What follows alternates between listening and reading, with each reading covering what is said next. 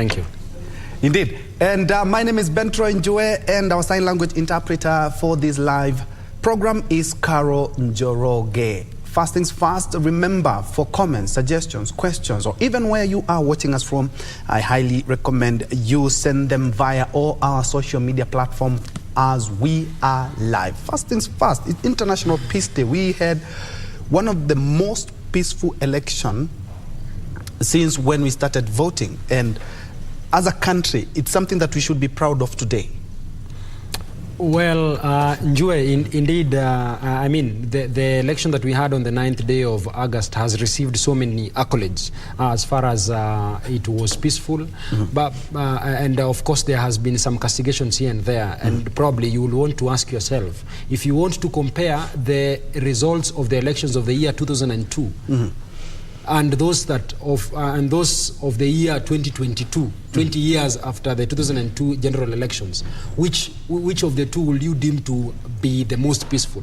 Probably one will want to believe that an argument can be made as to whether the election that we had following the 9th day of August probably the announcement that was made on the 15th day of August resulted to the peace and calmness and of course the acceptability by the people of Kenya. What we have seen following the 9th day of August 2022 general elections and the declaration by the chair, the hero of the day, Chair Chebukati of the IEBC, is that there has been a lot of disquiet. There has been a lot of discomfort from another circle, and especially, just to be particular, is the Azimio One Kenya Alliance. And we have seen just recently when Raila Amolo Odinga returned from this is Zanzibar, where he had his vacation, trying to cool down what has been a very gruesome electioneering period. He returned and he has trailed his gun towards the judiciary. He has called to question the judgment that was delivered by the Supreme Court judges that confirmed the election of Dr. William Samoei Ruto as the 5th President of the Republic of Kenya, and the Deputy President, Rigathi Gachagua, as the 2nd Deputy President as far as our new constitutional dispensation is concerned. So really, well, whether what we have has been a peaceful election, I think the jury is out there, but that will not take away that today is indeed the peace day. We want to celebrate peace. Some people have said that, peace does not necessarily mean that there is, the presence of peace. The presence of peace does not necessarily mean that we do not have some people who are uncomfortable about the situation.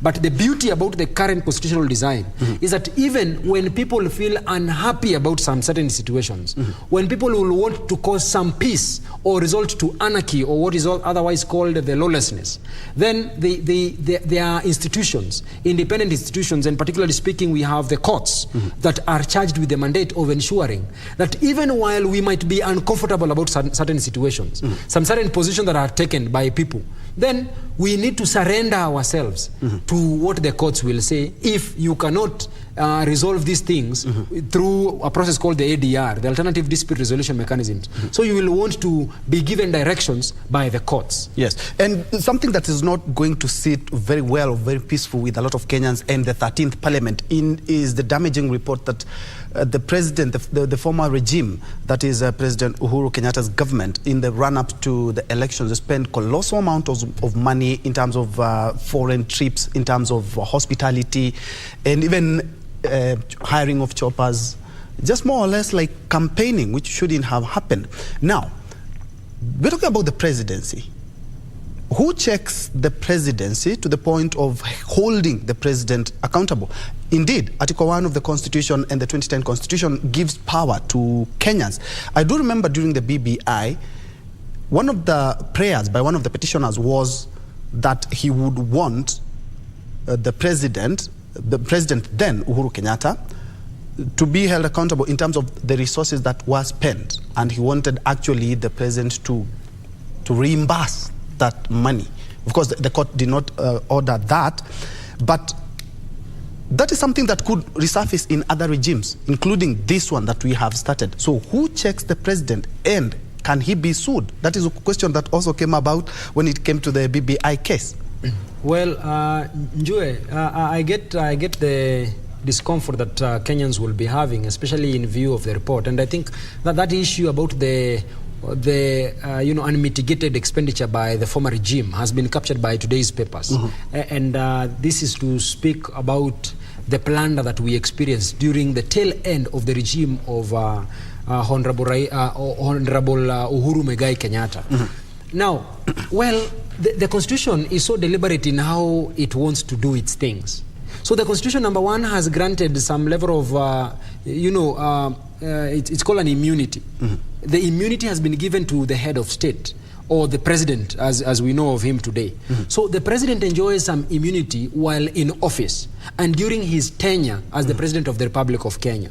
Remember, even the same Constitution grants immunity to public officers during the conduct of their business, or rather their appointive roles, so that if they do anything in good faith, then they cannot be held accountable for that because they were discharging their functions in good faith. Now, that is on one hand. Then on the second question is, what now happens to the unmitigated expenditures that we've been experiencing from the former regimes, and moving forward so that we also mitigate on the likely unmitigated expenditures that this regime might fall into the temptations. So the Constitution perceives, number one, it has given some independent offices. It has prescribed that other than the independent commissions that we have in the Constitution, we have some independent offices or independent office holders. And number one is the Auditor General. So the Auditor General is tasked with the responsibility and as an independent office bearer to conduct audits on government expenditures. Some government expenditures might not have been reasoned beforehand in terms of budget allocations. So some of them come in the form of knee-jerk reactions. Some of them come in the form of enticing the electorate, so that you make very painful financial decisions because you want to make a certain sections of Kenyans happy, or you want to be popular amongst a certain sections of Kenyans. And this probably should be said of what we experience with the Unga subsidy. So when we find ourselves in such situations, then the Constitution tells us that if there has been some highlights of the the misdoings by the government, either of the day or even the previous regimes, then if there is nothing that you can do about the previous regimes, then there is something that you can do about the present regimes. So that if the present regimes or regime is spending more than what it has been allocated, is spending without reason or any justifiable cause, then you now resort to Parliament, because Parliament is also a check and balance of what happens in the executive and what probably is happening even in the judiciary. So the Parliament of the day is given the constitutional responsibility of checking the executive. And if the executive is acting in a manner suggestive that it has very little regard to the Constitution or the laws that we have in the country, then the Parliament has the power of moving an impeachment motion so that you impeach the president of the day. But what are we experiencing really? Because this is theory. This is what is theoretically written in our Constitution. Perhaps when it comes to the implementation or the practical bit of what has been written, then you will be asking so many questions, because we have seen a situation where different regimes have taken so much control of the government. The previous parliament, we had Jubilee with the highest number of members of parliament. Up until, when they had the disagreement and we saw, some of the Jubilee members of parliament move away from Jubilee, join other coalitions. And even with that exodus, because of the difference of opinion between the then President of the Republic of Kenya and the then Deputy President of Kenya, who is now the current President of Kenya, then we saw ODM with his people and the leadership of ODM now joining hands with the few remaining members of parliament of Jubilee. So that the government of the day had a high number of parliamentarians in parliament, so that if you thought of passing a motion of no confidence or impeaching the president, you will not succeed, because the parliament has been captured, what is called state capture. And now, looking at the current situation, the president has already exited office, so the immunity that he enjoys is more or less gone. So what happens in terms of, you've talked about the 13th parliament, of course we'll put government to check. What happens to such a situation, because this money has already been spent? There are so many questions in regards to the money that has already been spent by a regime that has already exited office. What are the remedies? Yes, you see, even while the president is sitting there, the president has the responsibility of, calling the shots. But even while he's calling the shots, there are people with the individual responsibility of, ensuring what he said, what he instructed to be done has been done. So, in other words, I'm saying that there is an accounting officer. There is an accounting officer. The president is not the accounting officer in his office. But he's the one who gives these orders. Yes, he gives the orders. But you see, when you keenly read the constitution, the president's orders must be in written directives. So the executive orders that the president is making must be written. You cannot be acting on the roadside declarations or roadside, promises that the president makes for you to discharge your functions as an accounting officer. Now, if at all, if a review is done on the expenditure that the previous government had, and it is arrived as a matter of fact that indeed person X spent Y amount of money, and there was no express authorization from the sitting head of state, then we will say Uhuru Muigai Kenyatta ameponea. Lakini wewe, as the accounting officer, haujaponea. So you will be called to question.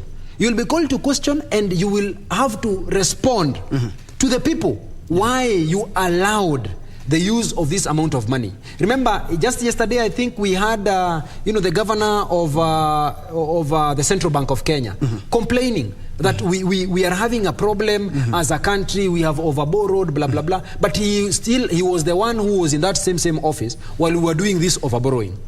But even while we recognize that his role or his responsibility, he's been given due to probably the wishes of the sitting head of state, then we need to ask ourselves, what is your individual responsibility as a person?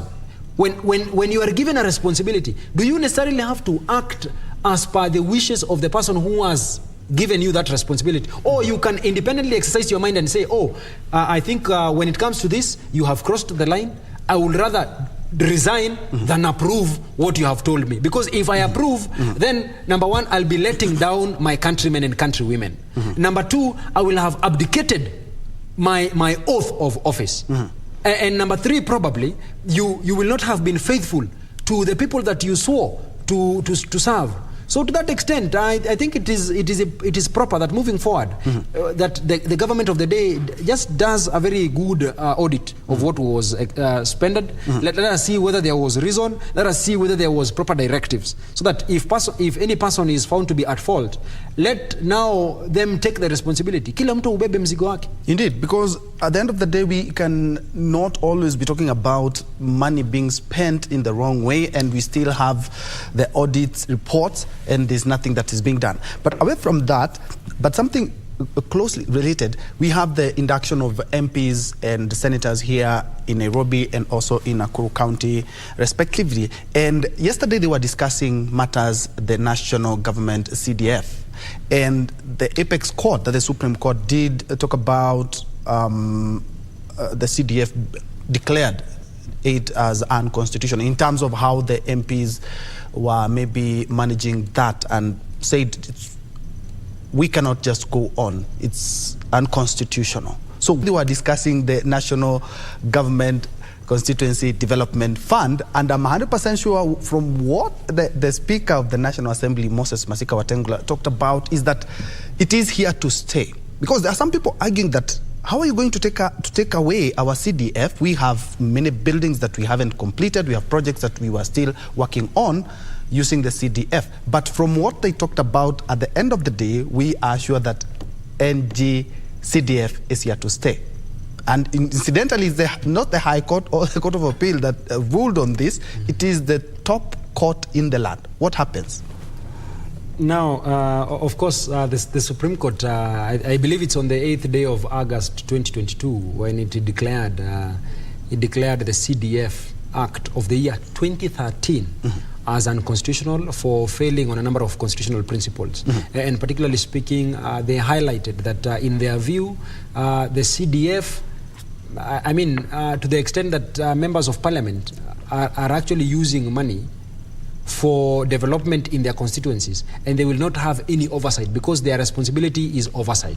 So in other words, they will be oversighting themselves while using this money. Now that is some comedy of tales or confusion that has not been countenanced or was not expected in our constitution. So to that extent, the Supreme Court declared that act of the year 2013 to be unconstitutional. Now there is another act of the year 2015. The NGCDF, now which is just, the same CDF that has mutated to something else. So it has mutated to now a national government function. So that is the national government, now it is now the member of parliament who is the patron of the whole initiative. And now one thing that is of course very clear is that the member of parliament is not now directly involved with the funds in the NGCDF. So what now, I know too well that members of parliament are finding themselves in a very uncomfortable situation. And I had, just the other day, I had Njue, who's just recently, Honorable Njue, who's just recently been elected on Jubilee ticket in Embakasi West, making mention that, you see, it will be difficult to satisfy the electorate. Because the electorate are just used to CDF, bursaries, some handouts here and there. What is very clear from the statements, from either the conduct or the express words from our members of parliament, is that our members of parliament have not made the citizens aware of their role and responsibilities as members of parliament. People do not really know what they elect their members of parliament to do. Because a member of parliament is actually elected so that they can go and do their oversight roles over the national government and even the judiciary. And even to come up with legislation that is going to ensure that we improve our livelihoods because of the higher cost of living. So when you hear some members of parliament coming together in an attempt to, of course, sidestep, it is a sidestep of what the Supreme Court has done, it is of course just feeding into the misguided narratives that the people have over the roles and functions of the members of parliament. So they know too well that they will not just be debating in parliament and go back to the electorate to ask for the vote. No, they know that they must be giving a project, funding a project here and there so that they can appease themselves to the electorate. So to that extent, number one, I know it is within the functions and the mandate of parliament to come up with the legislations. So if they come up with a different legislation, then the courts are still there to relook or look into the new legislation, whether it conforms probably to the directive that the Supreme Court made. And I know too well also that probably the parliament should be well advised or is well advised to circumvent some of those highlights that the Supreme Court did in their judgment. Actually, that was my next question, because we have seen the other lawmakers, so they can decide, okay, fine, this is what, because in every judgment you read and see what exactly the court said. So you can decide this is what the court said, so you can circumvent it by coming up with another law that will return the CDF, because we saw it in the case of CDF, which mutated to the NGCDF. It might mutate to something else. Maybe the Kenya National Government CDF, KNG-CDF. Njue, the biggest problem or challenge that we have as a country is that we have not come to believe in the rule of law. We just believe in rule by law. So what we do is we come up with the legislations that are meant to address certain situations or sidestep certain things. And this is the problem, because we are very dishonest as a people. And because of this dishonesty is why the members of parliament are not keen on returning back to the ground, kurudi kwa ground, to educate the electorate on their responsibilities and their role. But now, knowing too well that they are not honest with themselves, they have now resulted to now remaking of the same law that has been declared to be unconstitutional in an attempt to continue luring the people to voting them in either for the second, third, or whichever term it is. And this is the problem really that I'm finding in this country. And still on the same, in terms of the 13th Parliament, they knew very well, just before we went for the election, is that SRC did away with a lot of allowances, and especially the plenary one for all elected leaders, including the MCAs. And the day before yesterday, the Speaker of the National Assembly said he was in talks with the SRC, which is the body mandated in the country to set allowances and perks for government officials. And from what he talked about and from the cheers that we had, is more or less like these allowances are going to come back. Of course, this is something that can be challenged in court. We have seen a lot of petitions. And if at all these perks go back and we don't, the 8.2 billion is gone, somebody may challenge this in court because they know very well that SRC is mandated by law, and could also challenge if at all SRC decides to backtrack on what they said in terms of the perks and allowances. How does this play out?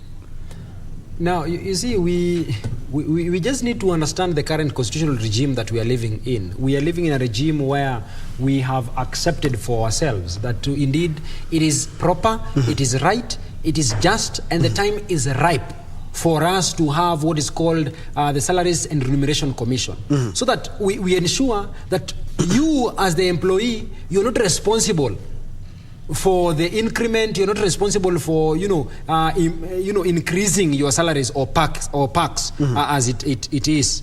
Now, and this is just for the obvious reasons that if we allow you, Njue, to be responsible for the decision whether you're going to increase your salary or not, you're more than likely going to increase your salary to a level that you will not even have anything for for the other activities that KBC, the national broadcaster, has in place.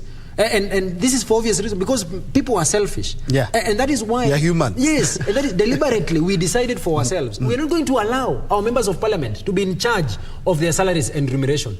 In any event, we have employed them to be servants of the people, not to be leaders of the people or to be rulers of the people. No, yes. They are servants.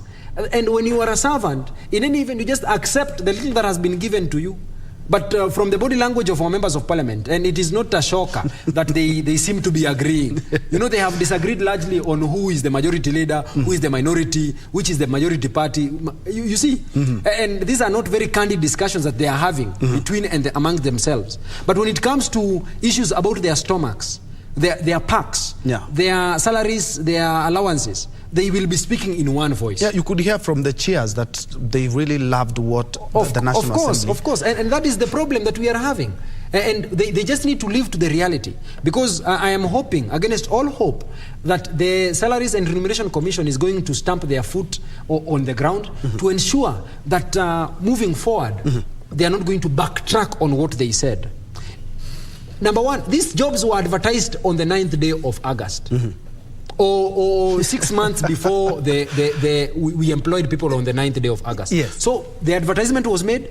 People participated in that interview process that happened on the 9th day of August. The election. Immediately after the interview process, after we've given you the job description, we've given you what you should be expecting as your salary, then after you've just gotten the employment. You've not even reported to office. Yes, even before you report to work. Yes. Before we report to the site. Now, you have now started coming up with demands that you need to increase this, increase this, increase that. I mean, that is not being honest to the people that elected them in. They should now focus first on their mandate. Let them work for a period of 1 year before they can come to us and ask that we need an increment of our salaries. But SRC could be boxed into a corner because this is a body that was established because of an act of parliament.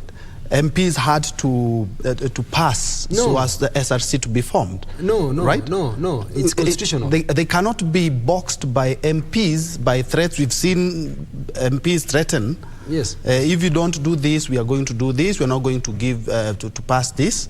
But they could use that blackmail. They have used it before. Yes, yes. I mean, that was well within the minds of the framers of the Constitution. But the beauty about the Constitution is the SRC is a constitutional body. It is not just a creation of a piece of legislation. And that is why they enjoy some independence in the discharge of their functions or their constitutional mandate. So to that extent, we do not expect that the SRC will be coming to us and saying that we've been blackmailed. No. Why I'm saying this is because if at all, the Speaker of the National Assembly said very well that they were in talks. That is something that has already been passed, and you know very well before you join Parliament, the 13th Parliament, that this is what is going to be happening, this is the allowances that you're going to get. But now we are in talks. When you come to talks, then Kenyans don't want to listen to that because you've already, you know very well, you're going to be paid 10,000. You have not even reported for first day of duty. And incidentally, you want to add your allowances, you want to add your perks. Well, I think that the talks are not a bad thing. It is good to talk. I mean, if there are concerns, people need to vent their frustrations. If they think that work is too much. I saw some time back, I think in the year 2020 or 2021, there was a member of County Assembly in Machakos who resigned because he said, hii mshahara kidogo napata vis-a-vis what is on my table, I cannot sustain. So he resigned from duty. So really, the talks in and themselves are not a bad thing. We expect that moving forward, something will come out of these talks, either to confirm to the Speaker of the National Assembly, Honorable Wetangula, that indeed, I mean, we are living at these times, we have tough times. Please go persuade your people. Persuade your people that this, their proposal is not welcomed. And to that extent, let us just wait for 1 year or two. You know that is also one turn of the talks. That is one turn that the talks can take. Or the talks can also take the turn that the SRC feels persuaded by the Speaker to go and review the salaries. But and you know, I mean, let me just recognize this. A review of the salary is not a bad thing. But let us just at least work. Yeah, and at least mwezi moja mbili, sure. They are our leaders. They're supposed to be compassionate, looking at the current economic standoff that we have in terms of we are fighting with, we are just post-COVID, we are fighting with recession, high fuel prices. BBI was there. BBI was there. We spent a lot of money. Why not, first of all, start working? And at this juncture, let me introduce my second panelist, who also happens to be a lawyer and a practicing constitutional advocate of the High Court, Gibson Gisore. Always a pleasure, Counsel, having you on board. And we are not welcoming you with money, but let's first of all talk about the money, the perks that you've had. SRC, a body mandated by the Constitution to set allowances and perks for our leaders. But incidentally, even before the first day they report to office, they're talking about how those perks could be coming back to their bank accounts. Yes, Bentro, you see, first of all, thank you for inviting me, and I'm sorry I'm late, Adam, a court matter. But the issue of SRC and the members of parliament is an interesting situation because it's not the first time we're having this situation. At some point, they had proposed that they were actually going to reduce the package. And then they didn't manage. I think some parliamentarians went hard on them. You know, Parliament, you see, it's good Wakili is saying that these things, SRC is an independent body. But there is some point at which the independence ceases to be independent. Or it's pushed to the corner. It's pushed to the corner because when somebody tells you, you know, we are the people who give you the money for you to be independent, you could be as well be independent and then with an empty coffer. You know, that strikes to your stomach. So you have to now start engaging in discussions on how you can be able to have a common ground so that you're on the same page. That is what the Constitution does not speak to. But then that is the reality on the ground. So when Speaker Wetangula says that they are in talks, that, you know, he was, I think, promising even members of parliament that you indeed deserve house allowances and some other packages, is a way of trying to assuage members of parliament that I'm in control. You can trust me with your welfare. So that is the one bit. The other bit is the aspect that SRC wants members of parliament sit. Much as it's exercising its constitutional mandate, then there comes a point where they have also to, even sometimes when we castigate the members of parliament too much. Personally, when I've reviewed the salary and the package of a member of parliament, I could as well be like what our Kilia said, that it's not worth taking, because the money being given vis-a-vis the demands is just, that's where you get members of parliament leave office and then they become very poor, because without that salary then they are unable to survive, and some of them actually sell their properties to actually even get to parliament. And then once you take one loan or two loans, then you end up taking home a paltry amount of money.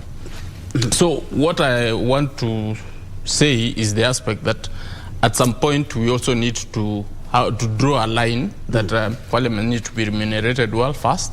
Second, then their work assessment needs to be looked at.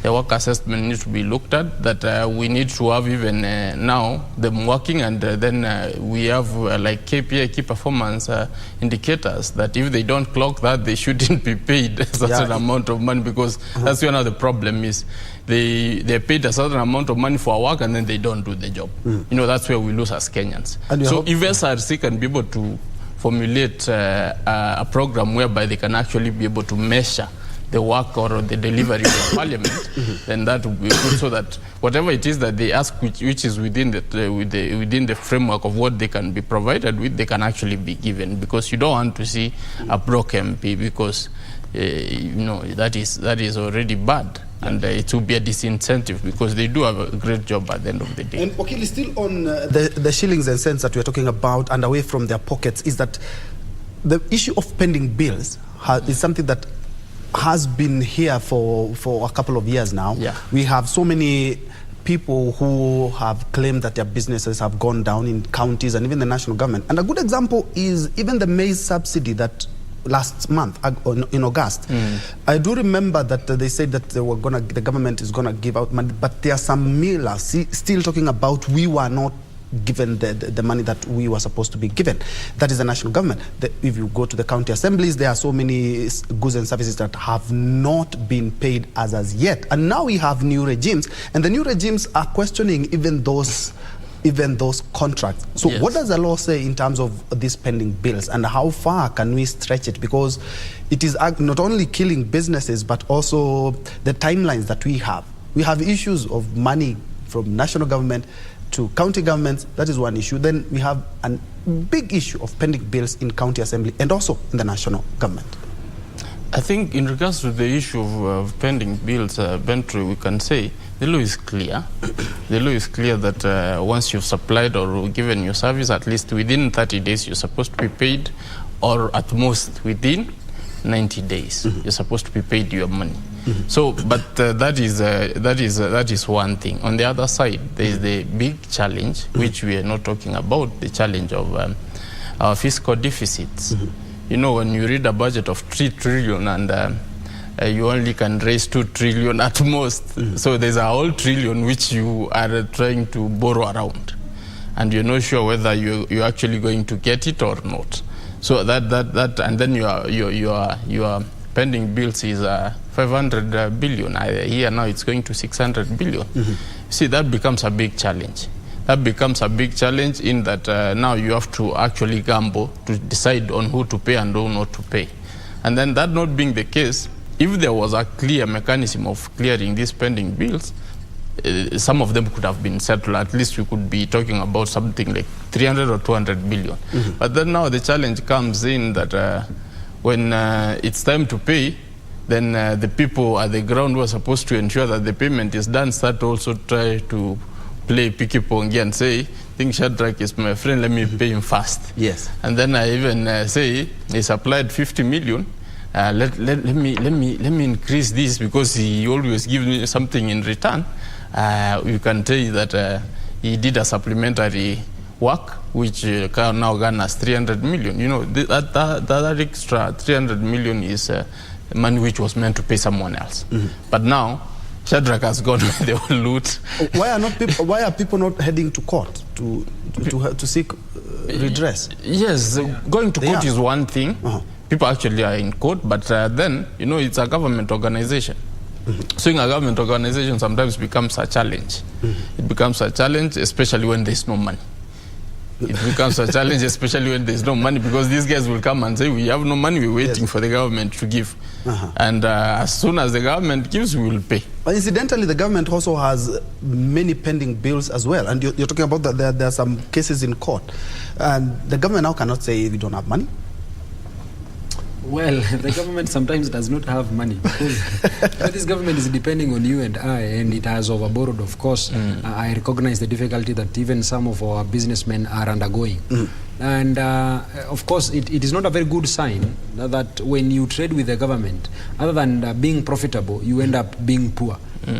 Because some people, some businessmen, I have heard from a few, that they have taken loans to, you know, buy things that they were told. They have some facilities they have received somewhere, so that they can make the supply with the expectation that they will be paid timely, and then after the payment has been made, then they are going to pay off the loans and at least remain with something small. Now, when the government takes too long, and in view, of course, of the inflation that we have in this country, then the money that you expected, you will be paying all of it to the person that gave you, because it includes the principals and the interests, and then you will probably even have to add something on top of it. So this is what is largely caused by some of the dishonest servants that we have in the offices, because they choose, as my senior has said, Gisore, that they choose sometimes to pay their cronies, their friends, people who fuel their campaigns. Because you see, there is usually very unholy relationship between some of these people who supply and some of these public officers that are in those offices, because there are kickbacks that they get. So really, that is the biggest problem that we have. And every regime gets to inherit debts, and you inherit debts that you do not know where they are coming from. You do not understand, because there are people who probably genuinely supplied things they expect to be paid, and then you do not want to pay them in time. So it's usually a very bad state of affairs, and I think the government of the day needs to look at this issue. Yes, and it's a good thing that I have two advocates of the High Court here, and we have a speaker who happens also to be a lawyer. Moses Masika Wetangula talked about the numbers that we have, and he said, of course, we have an opaque issue when it comes to the numbers, where Azimio and Kenya Kwanza are claiming that they have the numbers in terms of the majority leader and the minority leader. And he said that he was going to use, and he has said this twice, he's going to use the law, the constitution, and the standing orders in terms of identifying which is the majority party in parliament. Of course, a lot of Kenyans are waiting for that Solomonic decision that he's going to make as soon as a parliament reconvenes. But what exactly does the law say? Because in terms of the numbers now, according to the registrar of political parties, he said it is Azimio that carries the day. Of course, UDM has gone to court to challenge that, and the Alfred Mutua led as and well, and PA as well, the Chap and the PA. But the binding contracts talk about 3 months after the election. Now you can align to any coalition or party that you want. What happens? Right now, Azimio has the numbers, but in the next, 2 months? Yes. Kenya Kwanza will be having the numbers, because the UDM, the MCCs, and the PA can now cross over to the other divide. What happens? I think, Bentry, we are in a tricky situation, but we don't have to be, because as you have said, as the registrar of political parties has rightfully indicated, if we go according to the law, it's Azimio which has the numbers. It's not questionable, the legitimate numbers. But then there is what is now the reality, whereby that Azimio could be having people in paper, but those people actually, their heart and soul are already, they have already switched sides to Kenya Kwanza and signed agreements, new agreements there. So you have indicated that they have actually gone to court. 2 parties have gone to court. UDM, I think, has almost 10 members, 8 members, and there's 1 member of parliament, that makes it 9. And I think there are some other individuals who have since moved, and the independents have all since signed an agreement with the Kenya Kwanza. So if you put that in context, then you realize that Kenya Kwanza's numbers are likely to go up, because the argument by UDM and Chap Chap is, from me, I think is a very legitimate argument that it's about their right of association, political association, which is enshrined in the Constitution. And since they have gone to court, they are expressing dissatisfaction that they don't want to be attached to that coalition. And then you cannot limit them. And a court does not listen to the matter overnight, and then it could be that after the end of 2 months, then they will have their judgment, and they will have their divorce, and then they will be safely on the other side, and then the numbers will tilt to Kenya Kwanza. That will depend on the outcome of the case. And still on that right of association, it's a very valid point that was raised by one of the MPs. They are talking about, I have the right to associate and to align with any political side. And that said, he even said that he would be seeking legislation in terms of amending that law, or amending laws that touch on how long one should stay in a coalition, and to the point that even if it's a month, even if it's a day, even if it's a week, you are free to get the divorce at any moment that you want. How do you think that would pan out? Njue, I think the biggest challenge that we have as a country is, having a very simplistic approach to the interpretation of the law. The interpretation of what we deem to be the freedom of associating or the freedom of association is not as simple as people are trying to put it across. Number one, you understand that even while the law gives, the law limits. The law has a way of retaining, so that when you want to speak about the right to, or the freedom of association, it's not an unfettered freedom or an unfettered right that has been given to you by the Constitution.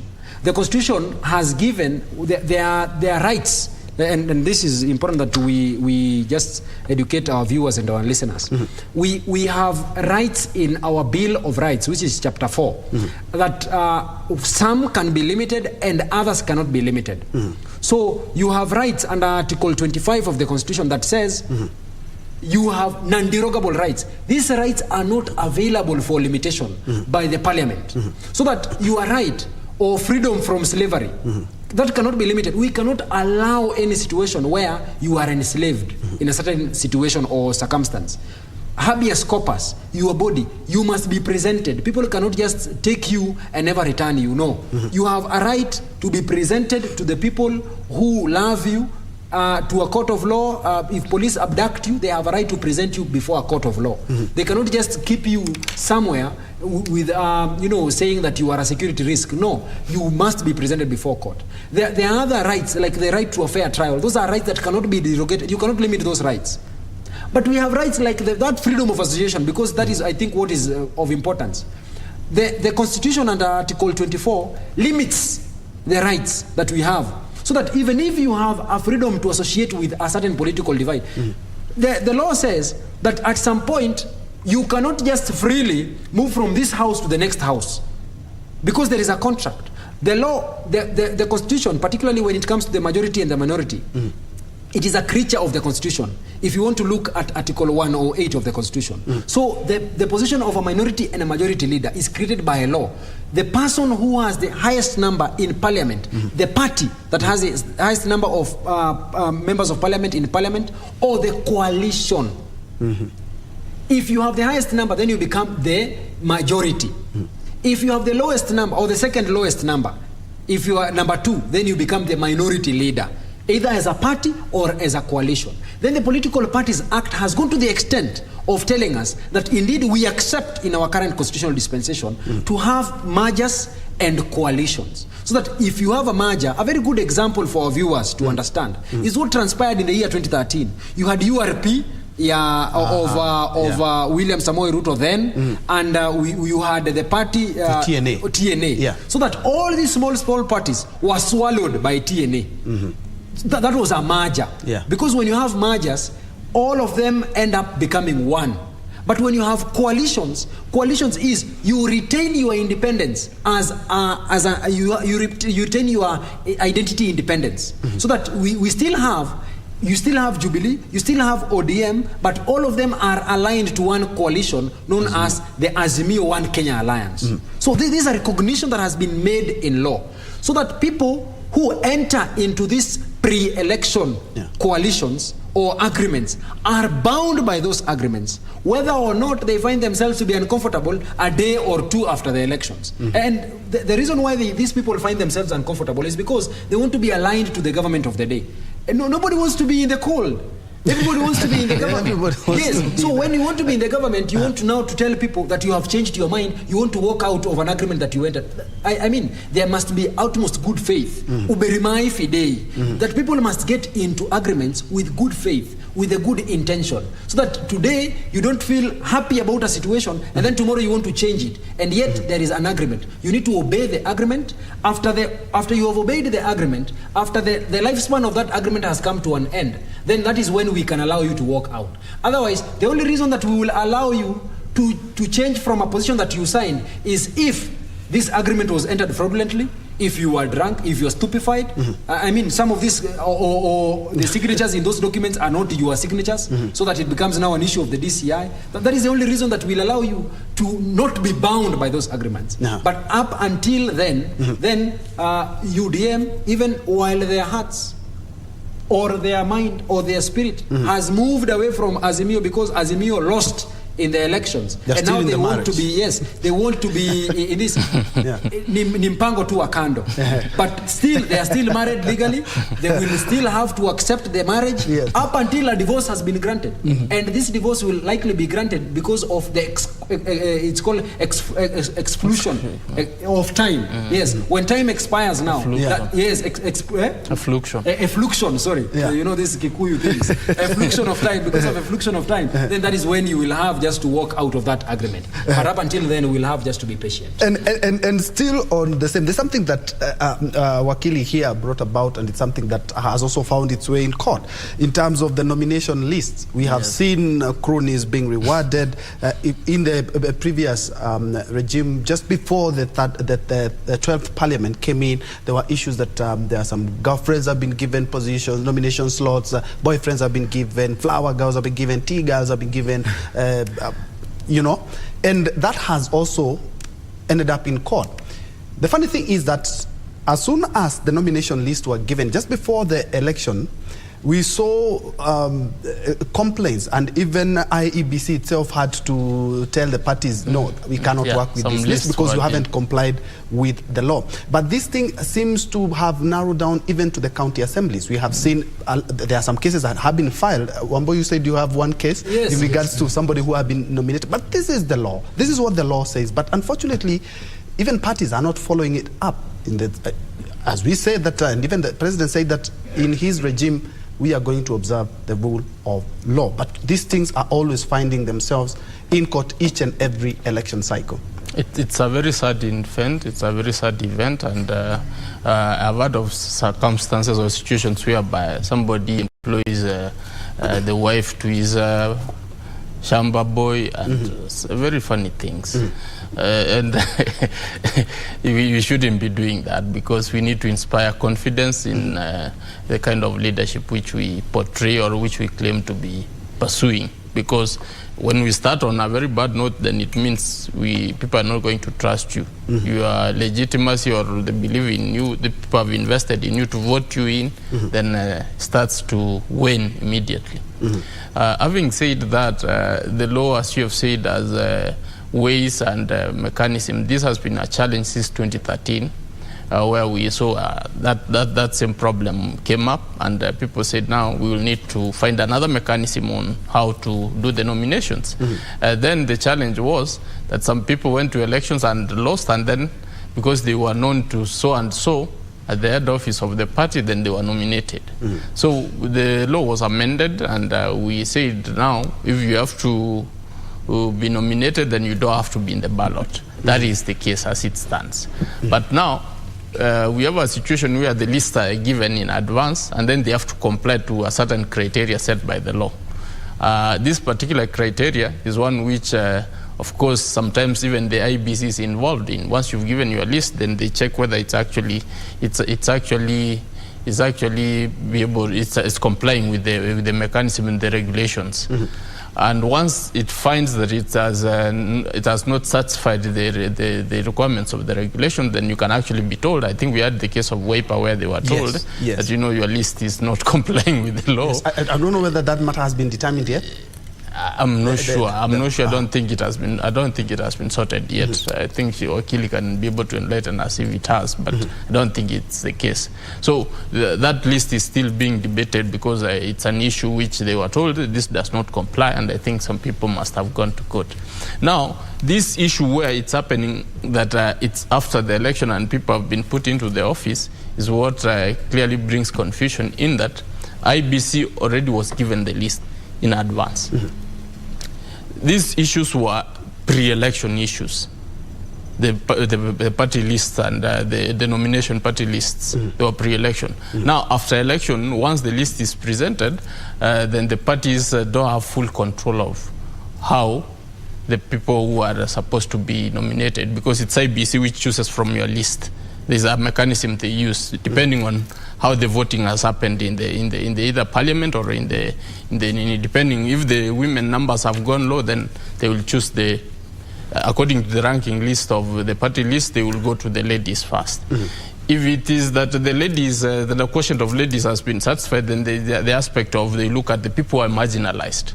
There is the aspect of the people who are less represented. So those are some of the circumstances which I think bring the aspect of you find that you were in the list but you are not actually picked. And then now you have to take IBC to court to actually explain how they ended up choosing Shadrack, not you. So that is where the challenge is. And the parties, I think, had done their bit earlier before the election, and now is the issue of the IEBC now to explain to these particular individuals who must have found themselves in the list but ended up not being nominated. It did, and it's something that we are keeping a keen eye on because in some locations we are hearing about the seats reserved for people with disabilities are being taken away and given to other people, but some cases have ended up in court. But let's have a quick break. We'll be right back. This is KBC News Check. We are keeping a keen eye on the 13th Parliament in terms of legislations, bills, and also budgetary allocations. And I'm joined by two advocates of the High Court and practicing constitutional lawyers who are helping us try to unpack this politics of the day. Let's have that quick break. We'll be right back.